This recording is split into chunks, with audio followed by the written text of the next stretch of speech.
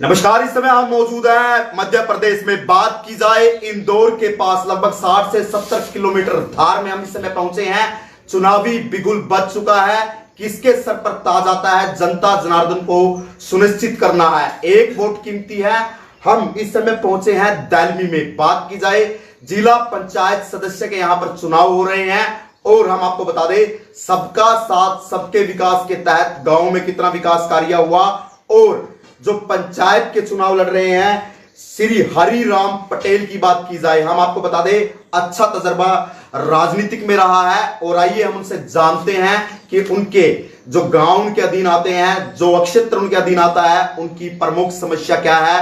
चुनाव जीतने के बाद यदि जनता जनार्दन उनको आशीर्वाद देती है, सबसे पहले कार्य वो क्या करेंगे। सर, आपका पृथ्वी न्यूज में स्वागत है। देखने वाले दर्शकों को सबसे पहले आपका नाम और आपके क्षेत्र का नाम। हरिराम पटेल देलमी के नाम से जाना जाता हूं और मैं वर्तमान में भारत जिला पंचायत के क्षेत्र क्रमांक 11 से चुनाव लड़ रहा हूं सदस्य पद के लिए। उस क्षेत्र में 21 पंचायतें आती हैं, 38 गांव आते हैं, 55 उसमें मतदान केंद्र हैं और 31,428 वोटर है, जिसमें 14,921 महिलाएं हैं, 16,507 पुरुष मतदाता बंधु हैं।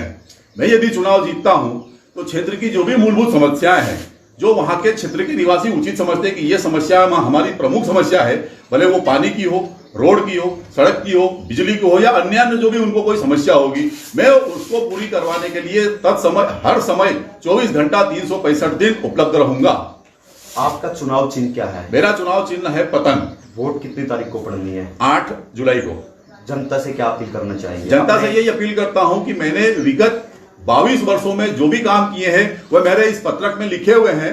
यह कार्य मैंने बिना किसी पद पर रहते हुए किए हैं। हाँ, सरपंच रहते हुए मैंने कुछ कार्य किए हैं, वो जब सब इसमें उल्लेख किया है और इसी काम के आधार पर मैं जनता से वोट मांगूंगा कि देखिए, जब मैं किसी पद पर नहीं था तो भी मैंने इतना समाज के लिए काम किया है और आने वाले समय में यदि मुझे कोई जवाबदारी मिलती है तो मैं और अच्छे तरीके से, प्रभावी तरीके से आपके काम काजों को करवाने के लिए ढंग से जुट जाऊंगा।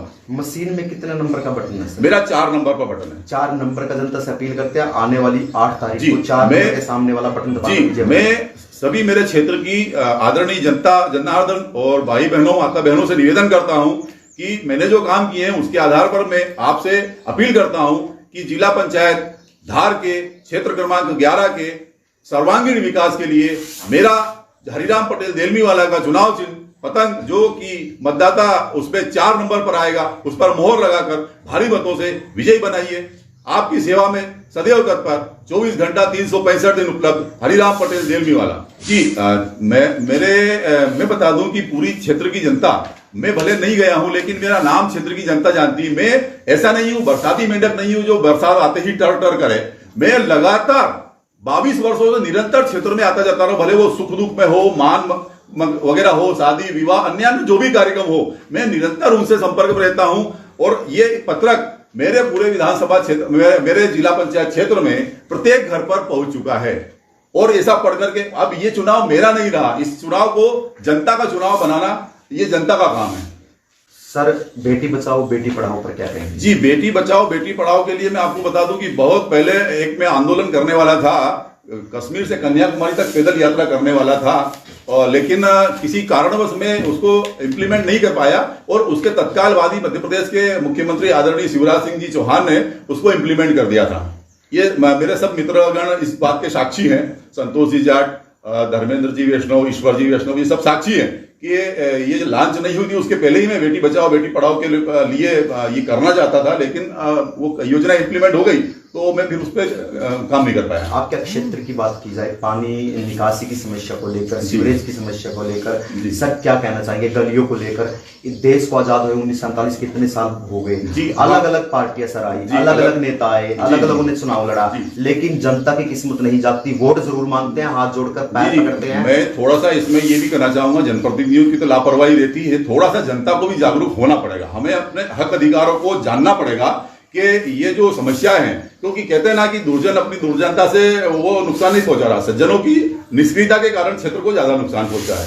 तो जनता को भी अपने क्षेत्र के विकास के लिए जागरूक होना पड़ेगा, उनको मिल बैठ करके करना पड़ेगा कि हमारे क्षेत्र के लिए हमारे हिस्से का कितना पैसा ऊपर से आ रहा है, वो सही ढंग से लग रहा है या नहीं लग रहा, ये मॉनिटरिंग भी हमको करना पड़ेगी। सीसीटीवी कैमरा योजना बहुत अच्छी है और मेरे हिसाब से इसको शासन ने एक पूरा एक अभियान टाइप से हर गांव में मुख्य चौराहों पर इसको लगाना चाहिए, ताकि कोई भी अपराध घटित हो तो उसकी जांच की जाकर के दोषियों को पकड़ा जा सके। पेयजल की प्रमुख समस्याएं हैं। यदि नर्मदा का पानी यहाँ धार में आ जाता है तो काफी अच्छी सुविधा होगी। वैसे नर्मदा का पानी तो इंदौर, भोपाल, अन्य देवास, उज्जैन सब जगह पहुंच गया, लेकिन धार मात्र 60 किलोमीटर दूर है नर्मदा जी से, लेकिन फिर भी अभी नर्मदा जी के पानी से वंचित है। जनता जनार्दन यदि आपको आशीर्वाद दे देती है, यदि आप जीत कर आते हैं, पतंग उड़ने लगती है हवा में, तो सबसे पहले कार्य आपके क्षेत्र के लिए, जनता वासियों के लिए क्या होगा? जी, मैं बताया कि वो जो समस्या है ये गांव के क्षेत्र के लोग तय करेंगे कि उनकी प्रमुख समस्या क्या है, और वो जो प्रमुख समस्या बताएंगे उसको पूरी करवाने के लिए मैं यथासंभव जो भी मेरे से बन पड़ेगा मैं करूंगा। मैं ये कहना चाहता हूं कि यदि आप अपने क्षेत्र में साफ सुथरा राजनीति चाहते हैं तो मुझे पतंग के चुनाव चिन्ह पर मोहर लगाकर भारी मतों से विजयी बनाइए। 8 तारीख को चुनाव है। हरिराम कह रहे थे, विश्वास दिला रहे थे जनता को, मैं 365 दिन आपके साथ खड़ा रहूंगा, चाहे कोई भी समस्या हो हल जरूर किया जाएगा। आने वाली 8 तारीख को 4 नंबर पर पतंग के सामने वाला बटन दबाकर भारी बहुमत से विजय जरूर बनाए, ताकि अपने क्षेत्र का विकास कार्य करवाया जा सके। संदीप कुमार गोयल, धार।